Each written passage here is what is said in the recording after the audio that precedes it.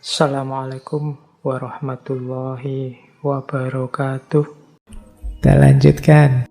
Nah, sekarang penghalangnya. Wah, ini yang panas kalian sudah kalau sampai sini ya. Tadi sudah mau makrifat ya, begitu dibilangi penghalangnya apa Pak? Dosa. Wah, sudah. Jadi penghalangnya kebahagiaan itu dosa. Ini kalau dijelaskan secara abstrak saja sebenarnya ya wajar saja sih. Orang yang melakukan dosa pasti saja dia akan dihantui oleh dosanya. Tidak tenang hidupnya karena kesalahan yang dia lakukan. Kecuali yang hatinya sudah gelap. Ini lebih bahaya lagi. Kalau ada di antara kalian yang melakukan dosa tapi kok tenang saja, tidak gelisah sama sekali, kalian harus mulai introspeksi dalam-dalam. Apa saya masih manusia? Iya, karena di antara cirinya manusia itu ada istilah sense of guilty. Rasa bersalah, rasa berdosa ketika melakukan salah, melakukan dosa. Kok kalian bohong pada orang lain dan tenang saja, tidak apa-apa, tidak ketahuan saja, dan kamu nyaman saja hidupmu, ya kemungkinan sense of guilty tadi mati. Itu lambang dari matinya hati nuranimu. Dan hati nuranimu itu simbol utama kemanusiaanmu. Jadi dosa bisa mengukur sejauh mana kita masih manusia atau bukan. Ketika kita melakukan banyak dosa dan tenang saja, nyaman saja, asik saja, jangan-jangan sisi kemanusiaan kita sudah mulai terkikis. Di situ kita mulai turun derajat dari ahsanut taqwim menjadi asfala safilin. Kita disebut oleh Al-Quran serendah-rendahnya kerendahan. Mungkin lebih rendah dari binatang. Kenapa lebih rendah dari binatang? Binatang melakukan kekejian, kekejaman karena dia memang tidak punya akal budi. Sementara kita ada kendali akal budi tapi tidak jalan. Berarti kan kita lebih jelek dari binatang atau hewan. Nah, itu yang disebut asfala safilin tadi. Makanya ayo latihan. Meskipun kita manusia tidak bersih dari dosa, tapi semoga kita tetap punya rasa salah, rasa dosa kalau memang melakukan dosa. Jangan sampai mati sense of guilty kita. Kalau mati bahaya. Nah, sekarang hubungannya dengan kebahagiaan. Kebahagiaan itu terjadi, kebahagiaan bisa terjadi kalau kita tidak terhalangi oleh dosa.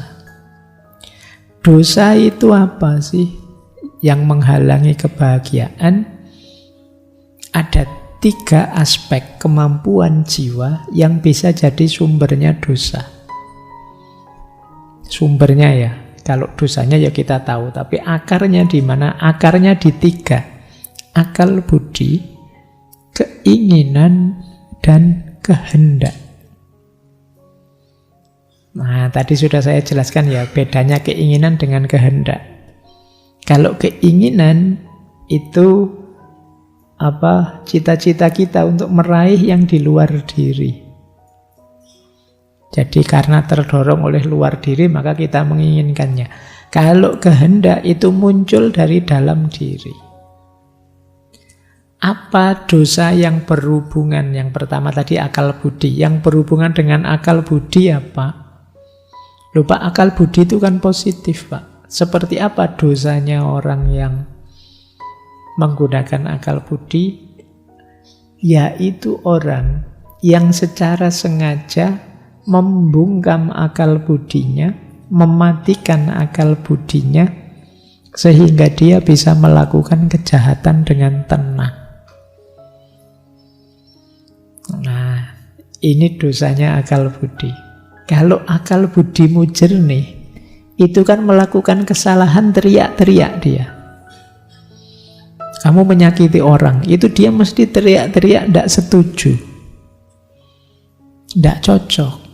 Jangan menyakiti orang, jangan sombong, jangan merasa menang, merasa besar.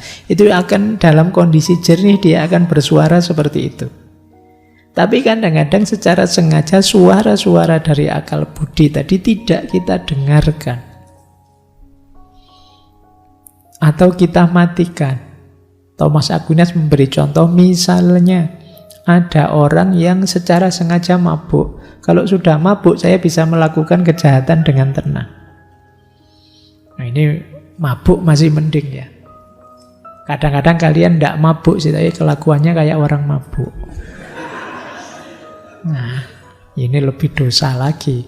Orang yang mabuk tadi mungkin karena tidak kuat dia, kalau sadar melakukan kesalahan, dia tidak kuat dirinya. Nah, kadang-kadang kita tidak mabuk pun melakukan kesalahan. Yang seperti ini pasti jauh dari kebahagiaan. Yang kedua, sumbernya dosa apalagi? Keinginan. Keinginan itu maksudnya apa? Keinginan kita memperoleh kenikmatan duniawi saja, titik. Ingin seneng saja, ingin enak saja, ingin asik saja. Ini jadi sumbernya dosa. Mungkin di sini ada yang hobi, apalah. Ada yang hobinya main slot. Iya. Itu kan saya tahu kalian ingin senang, ingin nyaman, ingin nikmat, mungkin dapat poin banyak dan macam-macam, dapat bonus ini, bonus itu, terus kamu ketagihan. Tapi karena kalian tidak ngerti batasmu, akhirnya jadi sumbernya dosa. Mungkin ada yang masih rajin buka situs-situs yang diblokir itu. Wah, itu kan kamu tahu bahwa sebenarnya itu tidak boleh sih. Akal budimu mungkin teriak-teriak. Tapi karena kamu pingin senang, pingin nikmat, maka kamu tidak peduli dengan suara-suara akal budi. Itu keinginan namanya. Jadi sumbernya dosa. Yang ketiga sumbernya dosa lagi, kehendak. Kehendak itu maksudnya, tadi kan kehendak itu yang muncul dari dalam diri. Contohnya di situ, dosa karena kehendak itu ketidakteguhan kita saat melakukan kebaikan. Diri kita itu dalam kondisi murni selalu mengajak pada kebaikan. Tetapi ketika kita tidak teguh, mudah tergoda, akhirnya kita tidak istiqomah. Kebaikan yang awalnya selalu terus jadi kadang-kadang. Yang kadang-kadang bisa saja akhirnya tidak pernah lagi. Kenapa bisa begitu? Kurang teguh kita dalam kebaikan. Nah, ini dosanya kehendak. Dulu saya rajin ngaji kok Pak. Sekarang ya masih kadang-kadang lah Pak. Kemarin ngaji, lupa Pak. Nah, mungkin yang akan datang sudah tidak pernah lagi Pak. Bisa begitu. Kenapa? Mental kita tidak teguh dalam kebaikan. Ada godaan sedikit saja kita terus nggak jadi. Mau sholat tahajud, ada temennya, wah anak soleh nih, wah nggak jadi, wes malu. Nah, kita kurang teguh. Padahal kamu tahu itu kebaikan. Nah, jadi tiga ini sering jadi sumbernya dosa yang menghalangi kebahagiaan.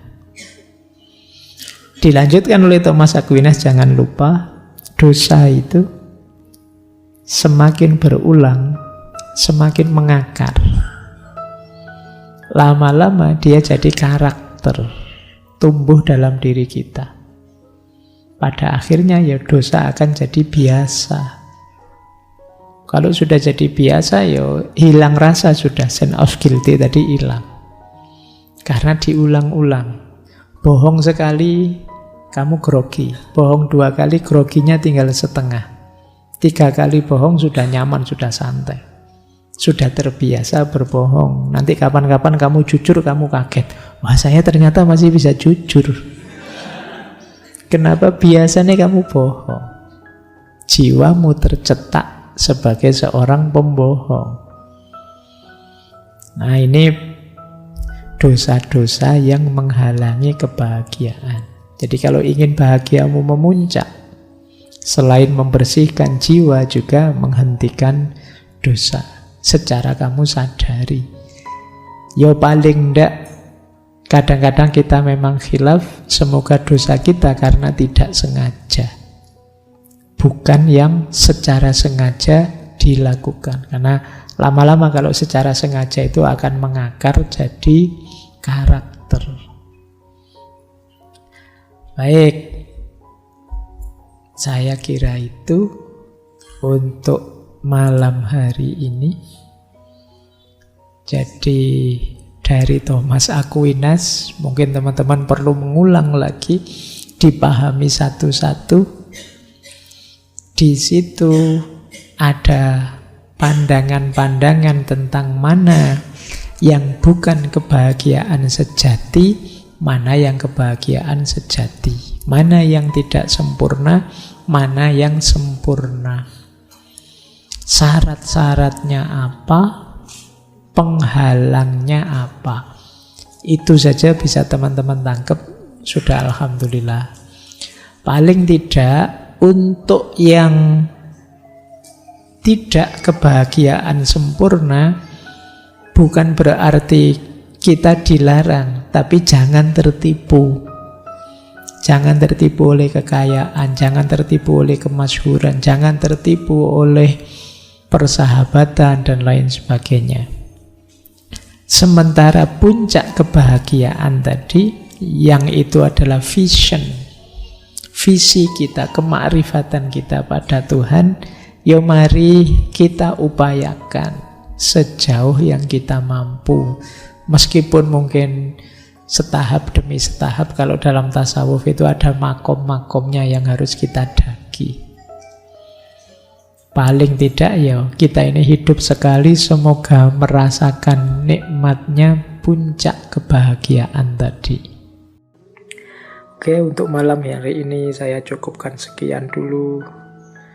Mohon maaf kalau ada yang kurang berkenan, mungkin 1-2 kekurangan apa, mohon dimaklumi. Kalau ada kekhilafan, kealpaan yang teman-teman ngerti benernya seperti apa, ya silahkan disampaikan. Kurang lebihnya mohon maaf. Wallahul muwaffiq, wallahu a'lam bissawab. Wassalamualaikum warahmatullahi wabarakatuh.